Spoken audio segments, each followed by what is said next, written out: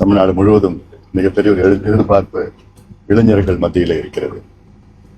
இந்த மாநாட்டை வெற்றிகரமாக நடத்த வேண்டும் நோக்கத்திலே என்னுடன் அத்துணை நம் இயக்கத்தை சார்ந்த நிர்வாகிகள் இரவு பகலும் இங்கே பணியாற்றிக் கொண்டு இந்த மாநாட்டு திடலை தயார் நிலையில் வைத்துக் கொண்டிருக்கிறார்கள். வேகமாக வேலைகள் நடந்து கொண்டிருக்கிறது. இந்த மாநாட்டினுடைய நோக்கமே சமூக நீதி அடிப்படையில் இந்த மாநாடு. சாதிவாரி கணக்கெடுப்பு மாநில அரசு நடத்த வேண்டும், மத்திய அரசு நடத்துவோம் என்று அறிவித்திருக்கின்றார்கள்.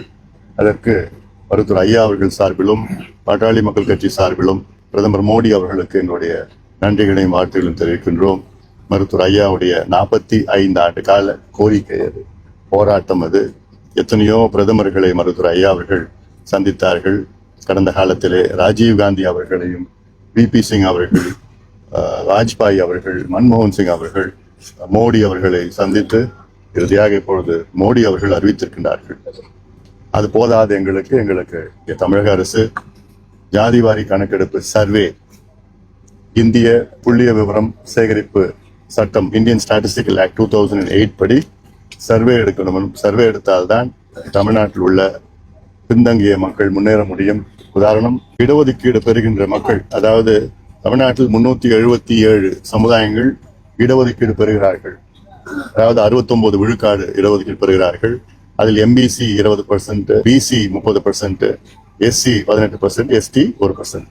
எங்களுடைய நோக்கம் என்னன்னா, இந்த 69% இடஒதுக்கீடு பெறுகின்ற மக்கள் யாருக்கு கிடைக்கல, யார் அதிகமா தட்டி செல்கிறார்கள், யாருக்கு இன்னும் போதல, யாருக்கு சுத்தமா கிடைக்கல, இது தெரியணும்னா மாநில அரசு தான் கணக்கெடுப்பு நடத்தணும். மத்திய அரசு கணக்கெடுப்பு நடத்த முடியாது. மத்திய அரசு நடத்துகின்ற கணக்கெடுப்பு ஒரு மேக்ரோ லெவல். தமிழக அரசு எடுத்தால் அது மைக்ரோ லெவல். அதாவது மத்திய அரசு ஜாதிவாரி கணக்கு நடத்தினா அது வெறும் 5 கேள்வியோ 6 கேள்விகள் தான் கேட்பாங்க. மாநில அரசு, தமிழக அரசு எடுத்தால் கிட்டத்தட்ட 70 கேள்விகள் 75 கேள்விகள் கேட்கணும். தெலுங்கானால 75 கேள்விகள் கேட்டிருக்காங்க. 56 முதல் கேள்விகள், 19 துணை கேள்விகள். அது கேட்டு அத்துணை புள்ளி விவரம் சேகரிச்சா அது மாநில அரசு தான் பண்ண முடியும். தமிழ்நாடு அரசுக்கு நிதி இருக்கு, சட்டம் இருக்குது, அதிகாரிகள் இருக்கிறாங்க, எல்லாமே இருக்கு. 3 மாதத்துல எடுக்கலாம். எடுத்தாதான் உண்மையான சமூக நீதி பேசுகின்ற எந்த ஆட்சி இருந்தாலும் அவங்களுக்கு கிடைக்காத மக்களுக்கு கொடுக்க வேண்டும். இதுதான் சமூக நீதி. ஏதோ ஒரு சமுதாயமோ பல சமுதாயம், 2-3 சமுதாயம் எல்லா இடத்தையும், எல்லா வேலையிலும், எல்லா கல்வியும் தட்டி செல்வது அது சமூக அநீதி. 69 விழுக்காடு இடஒதுக்கீட்டை நாம் உச்சநீதிமன்றம் வழக்கு இருக்கிறது, அதை பாதுகாக்க வேண்டும் என்றால் தமிழ்நாடு அரசு கணக்கெடுப்பு நடத்தி உச்சநீதிமன்றத்தில் சமர்ப்பித்தால் தான் அதை பாதுகாக்க முடியும். அதனால் இதை மாநில அரசு உடனடியாக எடுக்க வேண்டும் என்ற நோக்கத்திலே பெண்கள் பாதுகாப்பு, மது ஒழிப்பு, போதை பழக்கம் ஒழிப்பு, அது போன்ற வளர்ச்சி திட்டங்களை சார்ந்த இந்த மாநாடு நடைபெறும். கடந்த 1 மாதத்துல 5 மாணவர்கள் தமிழ்நாட்டை வந்திருக்கிறார்கள். நீட்டுனால எவ்வளவு பெரிய ஒரு அநியாயம். பிள்ளைகள் எல்லாம் நம்ம இழக்கிறது ஒரு தேர்வுக்காகவா? நீட்டு தேர்வு நிச்சயமா சமூக நீதிக்கு எதிரானது, கிராமப்புற மாணவர்களுக்கு எதிரானது. அந்த மனநிலை மிக மோசமான இருக்கின்ற பிள்ளைகள். அதுக்கு இன்னொரு காரணம் பெற்றோர்கள் ஒரு காரணமா இருக்கு.